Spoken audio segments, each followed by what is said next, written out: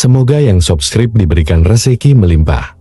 Dan yang like komen, dimudahkan segala urusannya di dunia dan akhirat.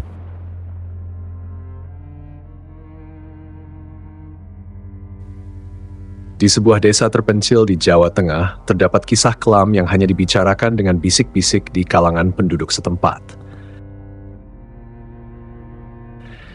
Desa itu terkenal dengan suasananya yang mencekam, terutama setelah matahari terbenam. Mereka yang tinggal di desa tersebut sudah terbiasa dengan keheningan yang mencekam.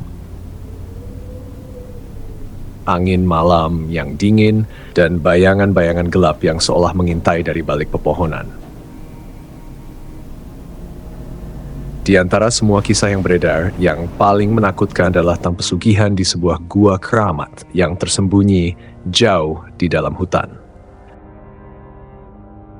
Konon, siapapun yang nekat masuk ke dalam gua itu dan melakukan ritual tertentu akan memperoleh kekayaan yang luar biasa. Namun, kekayaan itu bukan tanpa harga. Sebagai imbalan, mereka harus memberikan tumbal, entah itu jiwa seseorang atau bahkan anggota keluarga sendiri. Pak Surya adalah seorang pria parubaya yang hidupnya selalu dirundung kesulitan. Toko kecilnya di ujung desa hampir bangkrut, dan keluarganya berada di ambang kelaparan. Setiap hari dia hanya bisa termenung memikirkan nasib buruk yang menimpa keluarganya. Suatu malam, saat ia sedang duduk di teras rumahnya, seorang pria tua dengan pakaian serba hitam datang menghampirinya. Pria itu berbicara dengan suara yang dalam dan serak. "Pak Surya, saya tahu apa yang sedang kau alami," kata pria tua itu dengan senyum misterius di wajahnya. "Jika kau ingin semua masalahmu hilang, datanglah ke gua keramat di hutan itu. Di sana kau akan menemukan jawaban atas segala penderitaanmu." Pak Surya terkejut dan sedikit curiga, namun keputusasaan mengalahkan rasa takutnya. Setelah berpikir panjang, akhirnya dia memutuskan untuk mengikuti saran pria tua itu. Malam berikutnya, ia pergi ke hutan dengan membawa sesajen dan mengikuti petunjuk yang diberikan pria tua tersebut. Di depan mulut gua, suasana semakin mencekam. Angin berhembus kencang dan suara-suara aneh terdengar dari dalam gua. Namun, tekad Pak Surya sudah bulat. Dengan hati-hati, ia masuk ke dalam gua yang gelap dan lembab itu. Setelah berjalan beberapa meter, ia melihat sebuah altar batu dengan ukiran-ukiran kuno yang tidak dikenalnya. Di altar itu, terdapat sebuah mangkuk besar yang dipenuhi darah segar. Tiba-tiba, dari kegelapan muncul sesosok makhluk besar dengan wajah yang menyeramkan dan mata yang bersinar merah. Makhluk itu berbicara dalam bahasa yang aneh, namun Pak Surya entah bagaimana bisa mengerti. "Apa yang kau inginkan, manusia?"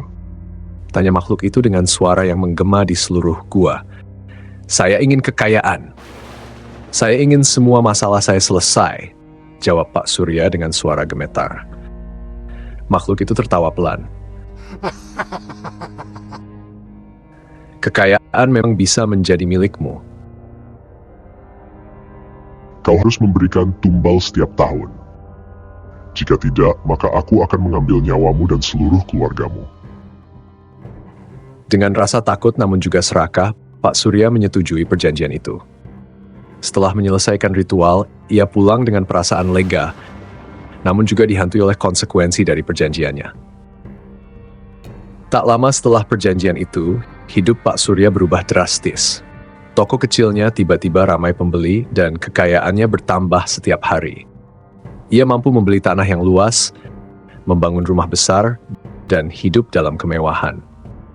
Namun, kebahagiaan itu tidak berlangsung lama. Setiap tahun, Pak Surya harus memenuhi syarat perjanjian dengan memberikan tumbal. Awalnya, ia mengorbankan hewan-hewan peliharaan. Tapi semakin lama, makhluk dari gua itu meminta lebih banyak. Tumbal berikutnya adalah manusia. Dan yang lebih menakutkan, makhluk itu menginginkan anggota keluarganya sendiri. Pak Surya mulai kehilangan akal sehatnya. Setiap tahun, rasa takut dan kutukan semakin besar. Tetapi ia juga tidak bisa lari dari kekayaan yang telah mengikatnya. Suatu malam, ketika ia sedang tidur, ia mendengar bisikan-bisikan di telinganya. Bayangan-bayangan gelap mulai menghantui rumahnya, dan ia sering melihat sosok-sosok menyeramkan di sekitarnya. Kehidupannya berubah menjadi mimpi buruk.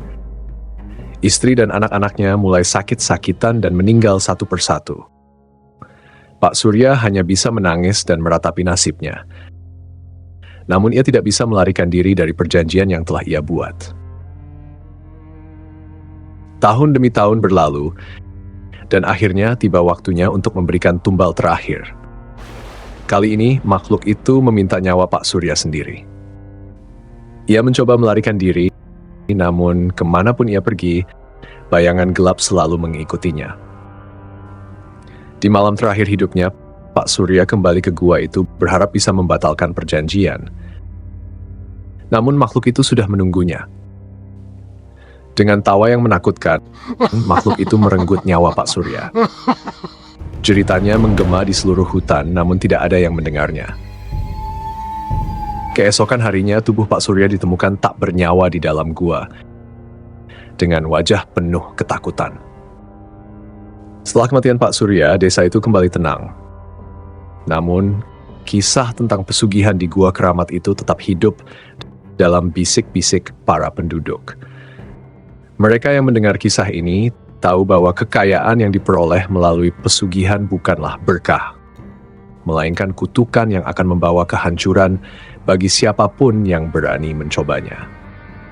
Cerita ini mengingatkan kita bahwa segala sesuatu yang diperoleh dengan cara yang tidak benar, terutama melalui jalan yang kelam, akan membawa bencana yang lebih besar di kemudian hari.